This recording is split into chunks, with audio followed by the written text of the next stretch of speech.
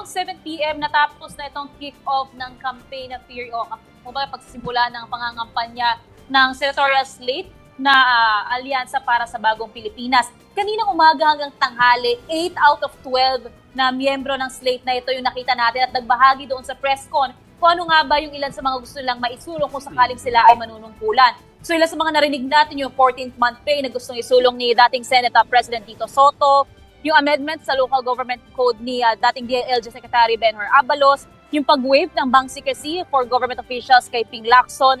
Pagdating naman dito kay Francis Tolentino, yung pagtanggal daw yung bill na nagtatanggal sa value-added tax sa kuryente, isusulong niya raw ang mga ito. Pero yun nga kanina, 8 out of 12 ang nawala dito, sila Pia Cayetano, sila Bong Revilla, Lito Lapid, at itong presidential sister na si Senator Amy Marcos. Pero noong nandito at ipapakilala na sila, nung nag-start na around 3-4 o'clock p.m. talaga yung program proper ng proclamation rally, na kompleto ang kanilang slate. So yung naging energy dito ng mga tao, even if pagod na raw sila kasi yung iba pa sa mga nakausap natin, 7 a.m. na silang nakapwesto dito, nabuhayan naman daw sila dahil nakita nila itong kanilang mga sinusuportahan. Nako, Marymon, iinggitin ka lang namin habang nagkukwentuhan tayo. Kumakain kasi kami ng pizza, no? Kasi viewing party to. Viewing party, yes. So pakikwentuhan lang kami.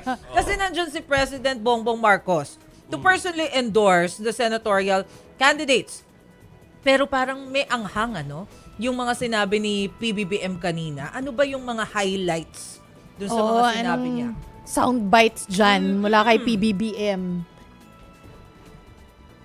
Doon sa pag-monitor kasi natin, actually isa muna sa pinakainabangan ng lahat, ano nga ba yung masasabi ni Senator Amy Marcos pagkatapos ng ilang beses na hindi pa talaga siya desidido kung pupunta siya dito or hindi. Kanina nga no press ko, nung binibilang na kung ilan na nga ba yung mga pumunta dito, ang nasa isip pa rin namin, kino-consider pa rin kasi ni Amy Marcos yung pagpunta niya sa proclamation rally na ito. Pero nung pagpunta niya kanina, Ilocano yung pinaka naging speech niya, base sa mga nakausap natin, ang pinaka-nabanggit niya nga raw ay yung pagpa-prioritize doon sa PWDs, sa mga working moms, yung mga nangangailangan daw ng sustento at suporta sa kanilang mga buhay. Isa sa mga tinignan din natin dito, medyo na late din, around 5:30, 6 p.m. na rin na dumating dito si Pangulong Bongbong Marcos kasi nasikaso niya rin itong Cambodia na Prime Minister. So, nung nandito na siya, isa sa pinaka-nakita natin ay yung sinasabi na pagiging isa nilang lahat. Though may counting history dahil yung ilan sa mga ito tulad ni Tito Soto na nakalaban niya dati noong presidential elections at 2022, ngayon naman daw nag-isa na raw sila, yung mga ambisyon nila, yung vision daw nila para sa Pilipinas naging aligned. At yun din yung nasabi kanina doon sa press con nitong senatorial slate na kaya raw nila napagdesisyonan na simulan ang kanilang yung kick-off ng kanilang pangangampanya dito sa Ilocos dahil nakikita raw nila na pare-pareho sila at naniniwala rin daw sila doon sa vision ni Pangulong Bongbong Marcos at itong lugar na kanilang kinalakhan. Pero kung tatandaan din natin, medyo mabigat din kasi yung pinaka-voting bearing netong Ilocos Norte. Sa ngayon kasi, 434,114 ang naitalang rehistrado sa Ilocos Norte. At maalalang mataas yung naging vote turnout ni Bongbong Marcos dito sa Ilocos nung tumakbo siya bilang Pangulo. So somehow, isa rin daw itong strategic na launch site para sa coalition. And yung mga susunod na araw, yung mga pupuntahan nila, Iloilo, Davao del Norte, and then Pasay, kasama rin ito kasi malalaking lugar din ito o mga rehiyon din dito sa bansa. Marymon, si Chiquito, no? Meron bang mga notable speeches o yung mga speech na talagang naging highlight ng rally na yan? O tipong kandidato na talagang tinilian ng sobrang-sobra? Yes, meron. At base sa nakita natin kanina, ang pinakatinilihan nila ay yung nagbudots. Dahil bukod sa ngayon na lang din siya ulit nagpakita, dahil nga wala siya sa press con kanina, si Senator Bong Revilla, very, very remarkable daw kasi at naging trademark niya na nga yung pangangampanya na ginagamit itong budot sound. So since kanina, ibang klaseng budots naman yung pinakinggan niya at isinayaw niya, sigurado naman daw natatatak na naman ito sa mga tao. Pero hindi siya naka-attend ng press con kanina. Kulang-kulang Marymon, sa tama press ba? con Bakit? Anong nangyari? Kasi syempre, di ba, more than budots, mas gusto natin na marinig kung ano yung plano niya. More than pagsasayaw niya sa stage.